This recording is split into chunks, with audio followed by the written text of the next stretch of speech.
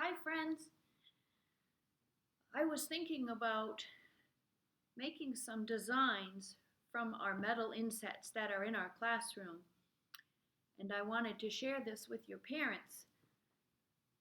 So I picked two metal insets, this one, the triangle, and the square, and I wanted to talk a little bit about these insets the way I would with the children so you all can see it as well.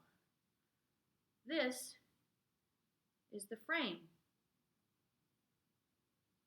And this is the inset. When I take the inset out of the frame, I use my pencil grasp, my crab claws, and my inset fits right inside of my frame. When I do an art activity or a writing activity tracing my frame or my inset, I would always trace the frame first. So the younger the child, the frame works best. When a child gets older, tracing the inset is a little more challenging. So that would be a difference between, say, a first year student and a kindergartner. So I'm going to start by showing you some designs that you can make with insets. Now, you don't have these at home, obviously, but you do have any type of a cookie cutter shape. So there's a shamrock shape, and then I have a maple leaf shape here. And I'm sure you have many other types of cookie cutters at home, or you can even trace a bowl or a plate or anything at all, any kind of shape, you can trace it and make something different out of it. So here's a book that was designed. I think Ellie made this book years ago when she was in Children's House with Melissa. And this says Metal Inset Ideas. So here's some shapes that were put together. There's a mouse. Here's a clown. There's just a beautiful kaleidoscope design. There's some flowers. Some gifts or presents. And a house. So I was thinking today, because you're all at your houses, your homes, your apartments, that we could do this shape. So the first thing I need, I have a clipboard for a hard surface and a large piece of paper.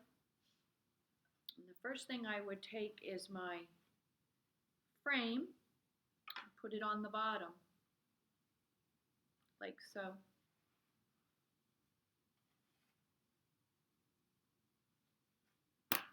And then I'm going to take my pencil and I'm going to make sure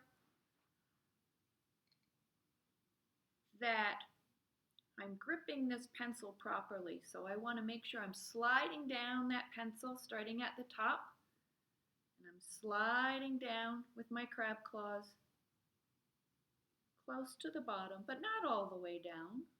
I'll leave some space down there for the point. And then I just want to flip that back so it's comfortable.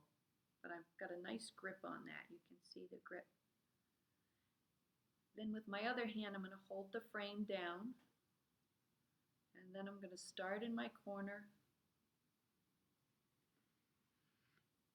Trace the inside of the frame, keeping my pencil right on the edge of that frame. That's the part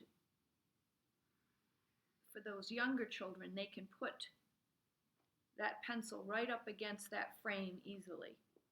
So then I've traced that. I have an edge to hold their pencil against. So there it is. I don't know if you can see that. Now I'm going to take my other frame, the triangle, and that's going to be my roof. I'm not going to use this. If I was older, I might use this one if I were an older child. But again, it's easier to push the pencil against this inside edge when you're tracing. I'm going to set that on top, like so. Right on the top of that square. And line it up as best I can. And hold it down. Hold that frame down. And then take that pencil. Remember how you're going to slide down. And get it comfortable. Flip it back.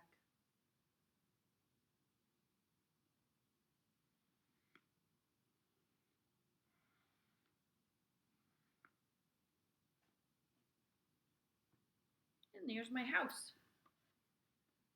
You can make this look like your house. You can color it in the same colors as your house. You can put the windows in, a door in, put some trees around, a chimney if you have a chimney. You can really decorate it and make it look nice, just like your house. Another thing you can do with shapes like this, insets or the frames, cookie cutters, is to make a shape, to trace it onto paper, and then punch it out with the push pin.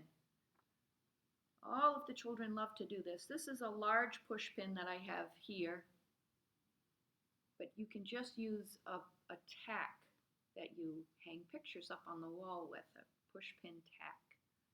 And same thing with crab claws. They would hold that like that. You can use a square of, this is felt, but you could also use a piece of carpet, a piece of a rug. They could do it on a rug that you have in your house. You just don't want something hard underneath. You want something soft so they can poke through the paper. And then you would punch around the shape. So this would be traced, these would be traced onto the piece of paper, trace it on, punch it out, put it on here and punch it out, and then it would come easily right out of this paper, so you don't need scissors. And then you glue it on another color so it stands out just like I did with this one. And you have a negative and a positive shape. So another fun activity with a push pin and some cutout shapes or frames or insets. Okay, friends, have fun with these projects. I can't wait to see your designs. Maybe you could even make a book. And when we come back to school, we could put your book in the bookcase or put it on our inset shelf so that others can see what you did, and we could use that as a guide for other children. Okay, that was fun. See you next time when we have another lesson. Bye now. See you later.